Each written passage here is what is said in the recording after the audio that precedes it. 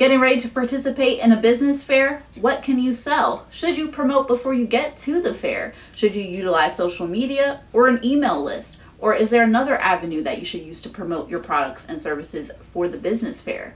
I'm breaking all that down in this video. Come along.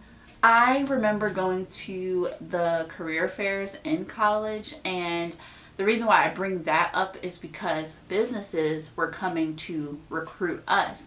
And so that atmosphere is kind of similar to regular business fairs, where it's actually just all entrepreneurs and they're just selling to customers.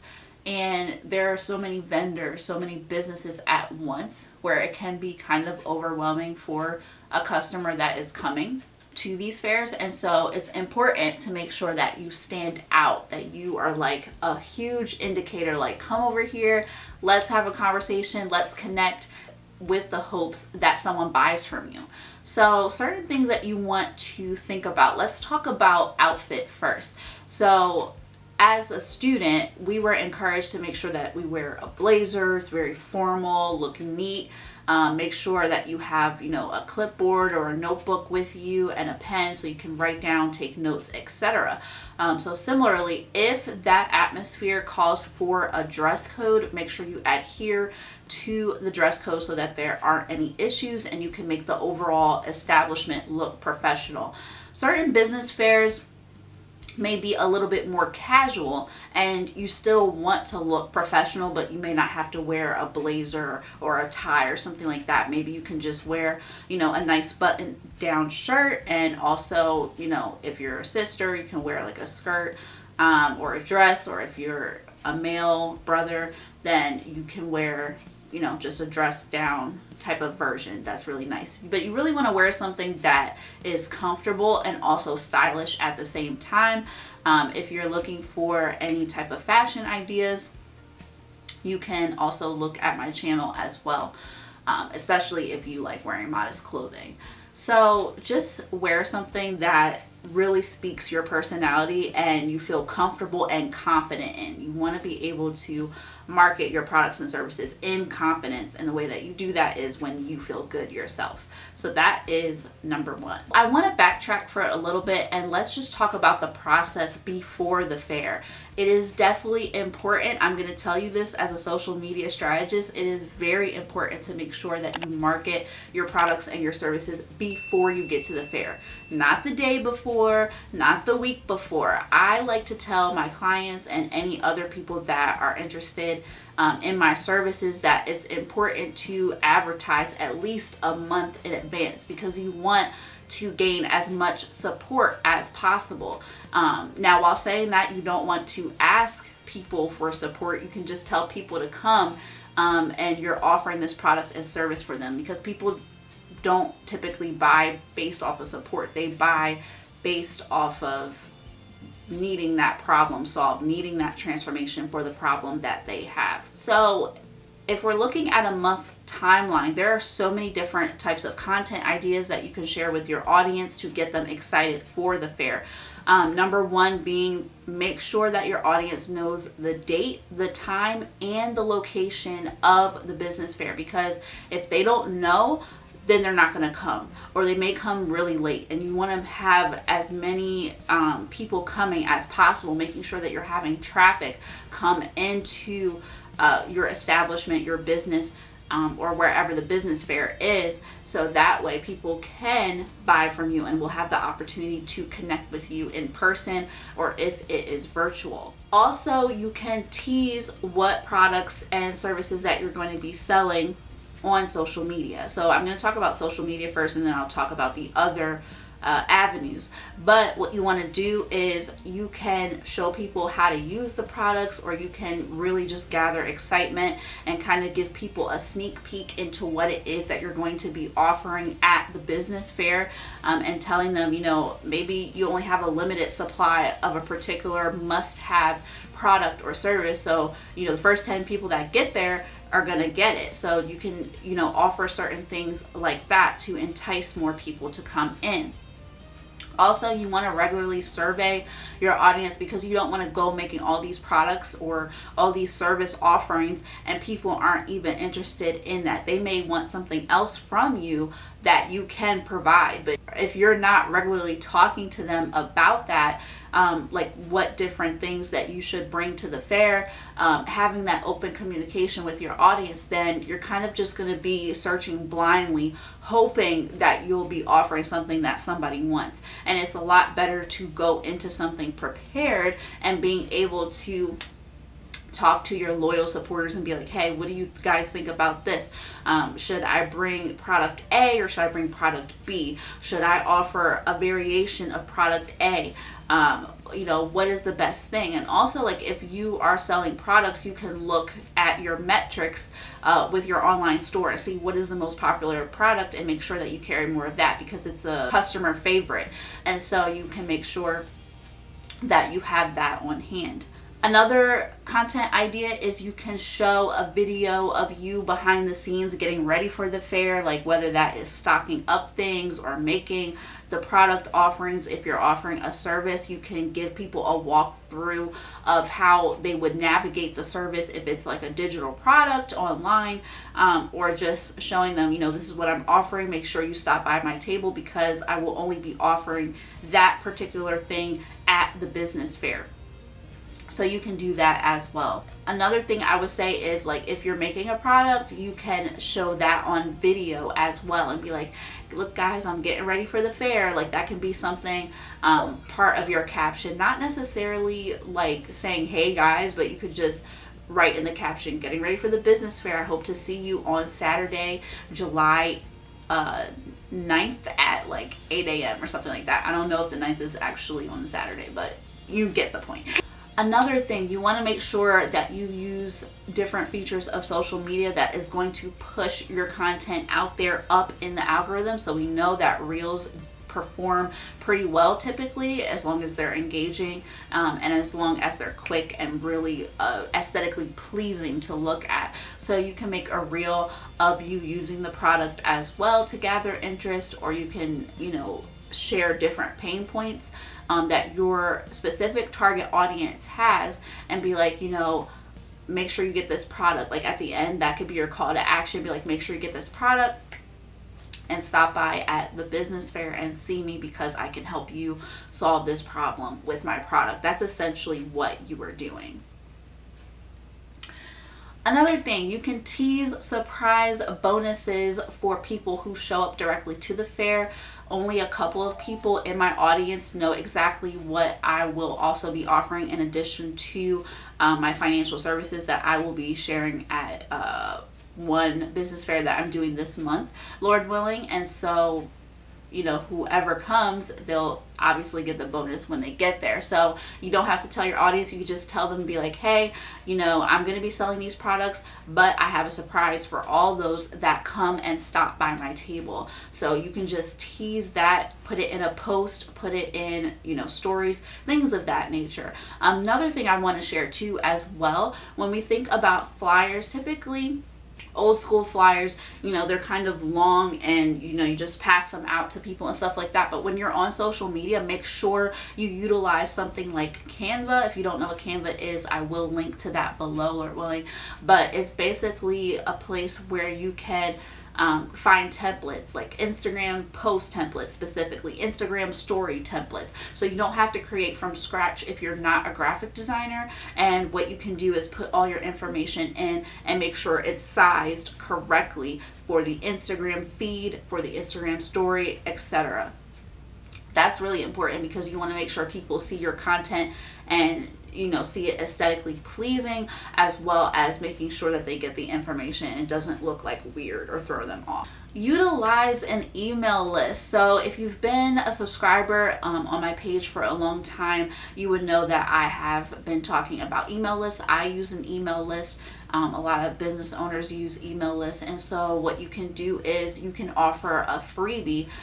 You can make a landing page and you can just, invite people to come onto your list. Something of value that your target audience would find and be like, wow, I'm getting so much value and it's free. And that way, in exchange for their email, then they get that freebie and then you have an email list subscriber. So what happens with that is when you have email subscribers, they are more likely to see your messages or whatever you send out, right? So if I'm sending an email blast out to 80 subscribers on my email list, they're all going to get that, unless in the unlikely event that it may go to my spam folder. But they're definitely going to get it. Whereas on social media, you may put a post up and only maybe the first 20 of your followers actually see your content.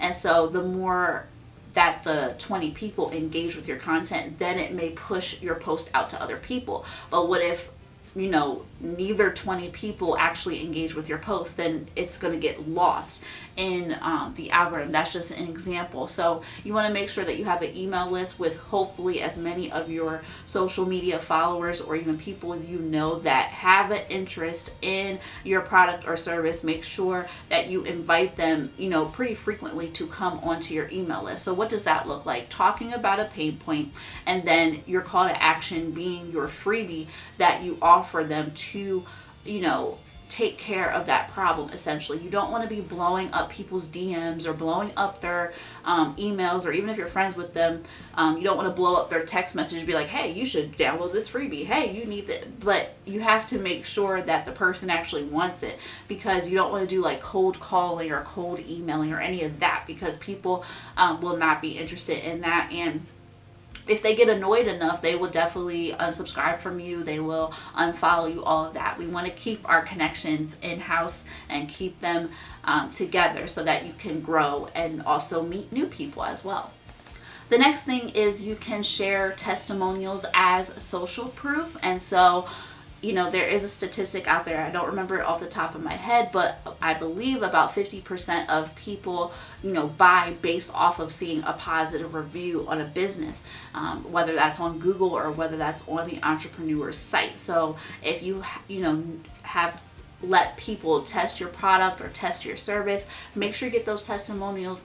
If they actually tried it and they love it, be like, hey, can you just quickly write me, a few sentences on how I helped you or how my business or product has helped you. So that way you can post it on social media, you can post it on your website as well. I know with certain businesses, like, you have to give the link to the customer or the client for them to fill out the review. But if you want to feature it on your website, if you want to feature it on your social media, then you typically could either ask for permission to post it, which I would strongly encourage, especially if you need a photo of them and you want to put that like in a testimonial graphic. Make sure that you have all of that together and you ask for permission before you feature it, with your product as well. Social proof is very important, especially for people that do not know you, or they may have never tried your product or service before. And it's nice to see that someone else tried it and got the results that I wanted. That's what your client or customer is thinking. So that is really good to share testimonials. Also, some other ways that you may have not thought of, you can see if you can get a podcast interview with a popular podcast host, even if the podcast host doesn't have that many millions of downloads or doesn't have that many listeners. If they have a still good engaged audience, then I think it is worth interviewing with them and just see if that host can interview you and tease your upcoming products, tease your upcoming services, share your story. It's very important to share your story. People tend to pay attention to the transformation that your product or service provides first. And once they see that, then you can start sharing your brand story and why you started it and stuff like that. Now, I'm not going to say wait until people see your products and stuff like that first, but especially when going into a business fair, you want to make sure that you lead with your product and service and how it helps your target audience. Then the more that you talk, you can then briefly go into why you decided to create that product or service, why you decided to start the business. So that applies to everything, whether that's email, social media, etc. Now with social media, you can share a little bit more, tease out your brand story throughout your social media channels. That way your audience can get to know you and stuff like that. But when it comes to, in-person collaboration or in-person connection, try to be as brief as possible.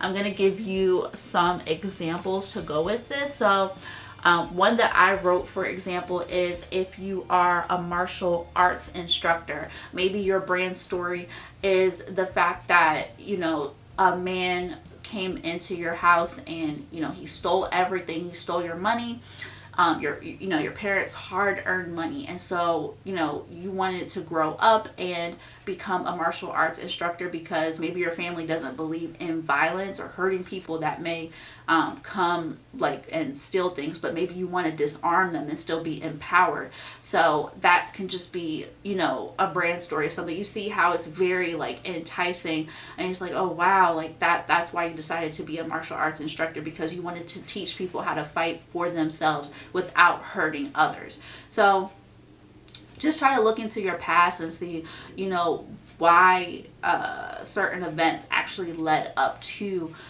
you doing what you do now in your business. So you want to make sure that you're connecting with people, and it has an emotional component so people can understand your process and why you came up with that in the first place. All right, so I'm going to get in specifically with products, some tips that I have for that. So you want to make sure that you have samples on hand, because especially like I said before, if people do not know your business or your product like that, you may just be like, hey, try this out.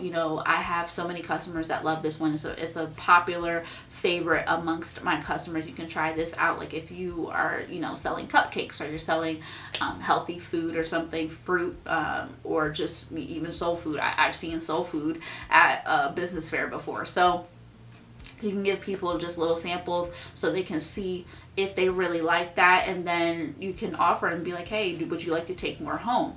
And then that's when they can purchase it as well. Also, what I want to say is another example, if you are a planner and stickers company that has to do with productivity, and just making sure that you have everything laid out, what you can do is you can give people a free sticker sheet for just stopping by, or especially if they express interest in it, and be like a free sticker sheet with the purchase of a planner. They go together. So whatever goes together, see if you can offer something maybe for free in exchange for them also purchasing a product as well. That is also typically a good thing, like a bundle. Another thing what you can do is if you are just talking to someone at the business fair, make sure you're being inviting as well, because some people can just look over at your table, and it's up to you to initiate that conversation. Be like, hi, welcome to the business fair. This is what I do, and they'll naturally come over and hear what it is that you have to say. So you don't want to wait for the potential customer or client to make the first discussion. You don't want to do that. Just go right into it. Just make it very natural, very calm, and inviting as well. And so if you're talking to somebody, let's say it has to do something with skincare, and you'd be like, okay, what's your favorite skincare product, or what's your favorite skincare ingredient? And they may be like, oh, I really love skincare that has floral undertones in it. And you could be like, wow, I have, this lip balm that it has petals, it's infused with petals, and it's definitely a customer favorite. Would you like to try some? And you might have a little tester thing where people can try it on their lips and stuff like that, and they may love it, and they'd be like, wow, I need this. So just think about that. That's a way that you can initiate a conversation as well, and get people interested in your products. All of this is marketing. Even though I specialize in social media marketing, you're always marketing. Even when you're out in your day and you're just talking about certain things, be like, hey, you should try this, or you tell your friend, oh, you should try that, or your friend be like, we need to go here. You're selling. So that's really what marketing is selling and connecting. All right, so now I'm going to switch over to the services. And so they're a little bit harder to try to sell, because you don't have things just laying on the table that people can just pick up and purchase. So how do you sell your service at a business fair when you're surrounded by a bunch of people selling products? You have to be the king and queen of visual aids. You have to be able to show Like, this is how people are experiencing transformation as a result of my product or my service. So if you're a graphic designer, for example, you may not be able to sell, different designs because it might be catered to specific clients, but you can be like, this is what I've done for a number of different clients, and this is what I can do for you too. I can do logos, I can do t-shirts, I can do social media graphics customized specifically to you. People pick up on customized because a lot of people don't want their stuff looking like everybody else's. So if you can offer custom made graphics, you can just tell people, be like, hey, get on my email list. I will send you out all the information. Or you can just carry, I've seen people walk around with like their iPad where it might have like a checkout area where people can look online and shop different designs or shop, different types of products and stuff based upon your graphics. So you can do that as well, just giving people that experience of what they can see. Another example that I thought of was hospitality. That is really hard to sell because it's not like you can just pick up a hotel and bring it with you to the business fair. So if you do anything as far as hotels or tours, or tours for real estate, or if you do tours for travel specifically, what you can do is you can bring pictures and show, these are the different places that my clients and customers go to. You'll want to check them out. This is the type of offer, type of services that we sell specifically for people looking for a luxury personalized experience, or people that are looking for private tours. What would it be like, to avoid crowds and just be able to get on the plane and just go?